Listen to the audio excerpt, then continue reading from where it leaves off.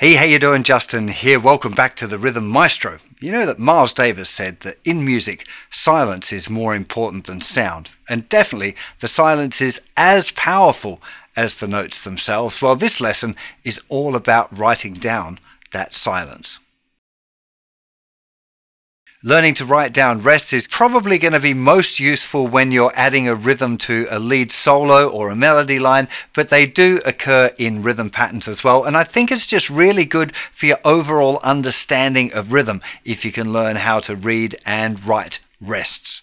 Now, don't forget that there's a worksheet over on the website, particularly for the clapping out examples. It's going to be really useful. It's free. If you're over on YouTube, there'll be a link in the description to head over to the website and then click on the downloads icon, which will be beneath this video. Download either a PDF file or a Guitar Pro file. The Guitar Pro files are particularly useful for this kind of exercise because you can play them and clap along, and that way you'll know if you're getting stuff right or not. But before we get into actually clapping, tapping and playing, we need to look at the individual note values themselves. And we're going to start off with a whole note rest.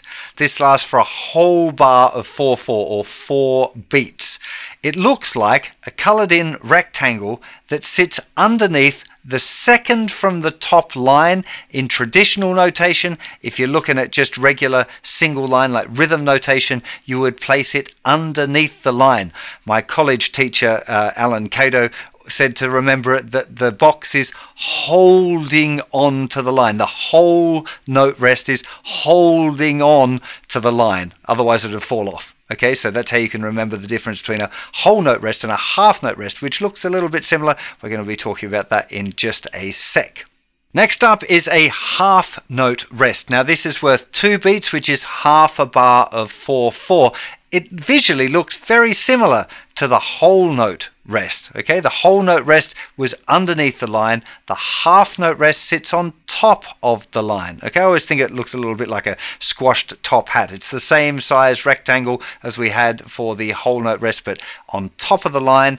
The one for the whole bar is holding on to the line, so it's underneath, otherwise it'd fall off. Okay, that's the way to remember the distinction between the two. This one, of course, if you happen to be going to school in England, is likely to be called a minim rest. I use the American terms because I think they make a little bit more sense than the English ones, even though that's what I learned when I was growing up.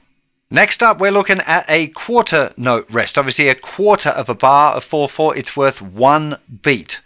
Okay, so before we had a quarter note worth 1 beat, now we've got a quarter note rest, also worth 1 beat. This one's a little bit tricky to write down. I remember really struggling with this one. I guess the printed version is done with a calligraphy pen, so some parts of the line are thicker than others, and it ends up looking like a kind of a lopsided Z with a hook on the end, I guess. But when I do it, it looks more like a backwards 3 with an angled line on the top. Depending on what you're doing, if you're writing out professional charts, you need to spend a little bit of time making sure that your quarter note rest looks really slick. I mean, to be honest, so long as it's kind of a squiggle and it doesn't look like any of the other ones and it looks vaguely like this 3 with an angled line on it, you're probably going to be all right, because everyone does draw this one a little bit differently. And the last rest we're checking out today, a lot simpler to write down than the quarter note, is an 8th note rest. 1/8 of a bar of 4/4. It's worth half a beat. Okay, half a beat, an 8th note rest. Looks like a 7 with a bit of a blob on the end. Very easy to write down, literally just do a little blob and then run a 7 off. It shouldn't be massively big either, I guess. You would normally, if you were putting it on a regular music stave, it would take up the kind of the middle couple of spaces. It doesn't want to take up the whole thing. But again, if you're drawing it on your own, if you're doing it for yourself, it doesn't really matter as long as you understand it. If you're teaching, maybe you need to be a little bit fussier and make sure that it looks nice. These days, most people, if you're writing charts, for people generally, you're going to be using software notation. Very rare do you see handwritten charts these days. Back when I was growing up, actually most charts, big band charts or whatever, were hand drawn, so you had to be a little bit more fussy about the way you wrote your notes and your rests. Now there's one very common pairing of a note and a rest that you're going to see very often, and I want to talk a little bit about that because it's going to involve seeing something for the first time, and that is an 8th note rest and then an 8th note. Now up to this point in the course, we've always looked at 8th notes as a pair. Okay, so 1 and 2 and or whatever, and we had the 2 tails joined together. But when you have an 8th note rest, the little 7 with a blob on the end, followed by an 8th note, then the 8th note will have the tail.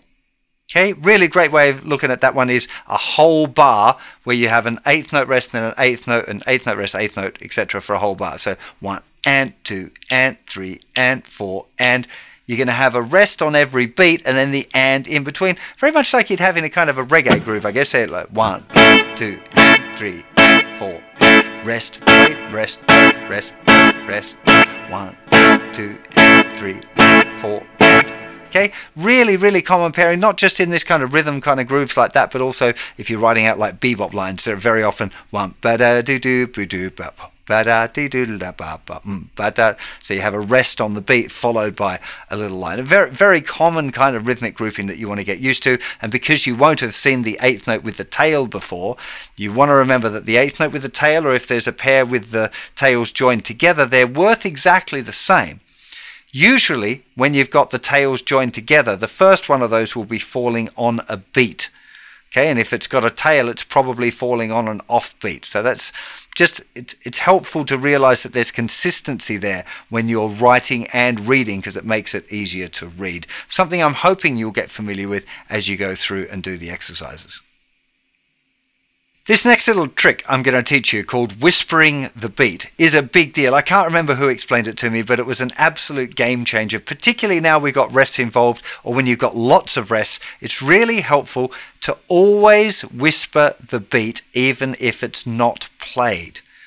Okay, so before, when we always had a note on the beat. Up to this point, all of the patterns that we've looked at have had a note on every beat. Now we've got rests available, and they might fall on a beat. In fact, that's very common. So if you leave them out altogether when you're counting out a rhythm, it can be confusing to know where you are in the bar, particularly when you've got a lot of rests and just occasional notes, like if you're doing a big band or something, and there's like a whole load of silence while other people in the orchestra are doing something, and then you've got to come in and go da-da ba ba ba. It's going to be, you have to be counting along to know where you are. So I would recommend that you always either say the beat if there's a note on it, or you whisper the beat if there's a rest on the beat. Now, I've got a bunch of examples on the download page, on the worksheet page, which I definitely recommend you check out. So if, for example, you look at the quarter note rests exercise. Now, if you're doing that, you're probably going to start off with clapping. We're going to talk about that a little bit more in a second. But just to explain the whispering part, I'm going to put up on the screen here the what it's actually going to look like, so you can see just that first line. So if you're clapping along with that one, you'll be going, count yourself in first, so 3, 4. Then you'll be going 1, 2, 3, 4, 1, 2, 3, 4, 1, 2, 3, 4, 1, 2, 3, 4. So being able to actually verbalize it while you count it, even though I'm clapping there, if you take away the clap and you go 1, 2, 3, 4, 1, 2, 3, 4, 1, 2, 3, 4, 1, 2, 3, 4. If you just speak it like that, you can really get a feel for what the rhythm is. So the whispering of the beat is good for verbalizing a rhythm, which I find really helpful. Especially more complicated rhythms, if I can say it a few times, I find it's a lot easier to play it. I find it easier to say it than play it. Perhaps it's internal as well. It's coming from in me. It seems to make more sense. Definitely, if I'm doing a whole lot of stuff or I'm playing a gig, I'm not counting along all the time. But don't be afraid of counting, at least until it becomes like an automatic process. So let's talk about how to put this into practice now, and some exercises I would recommend you do. Now, obviously playing it is really good, but I'd recommend that you start with clapping. The problem with clapping is that the hit point for a short note or a long note are the same. So if you had like quarter note and then a quarter note rest, quarter note and quarter note rest, or you had 2 half notes, the clapping would be exactly the same. You'd be going 1, 2, 3, 4, 1, 2, 3, 4. It could be like 1, 2, 3, 4, like the note's long. If I play it for you, it could be like 1, 2, 3, 4, where the note's held. 1, 2, 3, 4, 1, like half notes, or it could be 1, 2, 3, 4, 1, 2, 3, 4.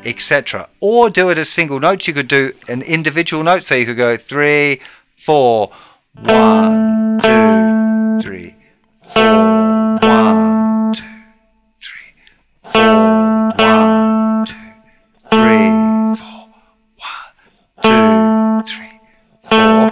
Or what I used to do is practice scales using those rhythms. So I might go 3, 4, 1, 2, 3, 4, 1, 2, 3, 4, 1, 2, 3, 4, 1, 2, 3, 4, etc. And you could do that with the eighth notes as well. So eighth notes, first line would be 3, 4, 1 and 2 and 3 and 4 and 1 and 2 and 3 and 4 and 1 and 2 and 3 and 4 and 1 and 2 and 3 and 4 and that kind of thing. So practicing the scales up and down, using the rhythms that you've got. You can use chords, you can use rhythms, you do whatever you like. Whatever things that you can do that might be fun to practice your rhythms and get them working on the instrument is going to be great. So let's just talk a little bit about rests in strumming as well, because a lot of this course has been based around strumming, and it is kind of rare to have rests in strumming patterns just because it's a little bit awkward to have a silence in it. So if you've got a pattern going like 1, 2, and 3, 4, and 1, 2, and that's kind of a common one to have silence, although where that gap is, the backbeat is more commonly going to be a hit. So 1, 2, and 3, 4, putting that hit in there rather than rest. It just feels a little bit odd. There are patterns that use that kind of thing, but they're less common. So you might have 1, 2, and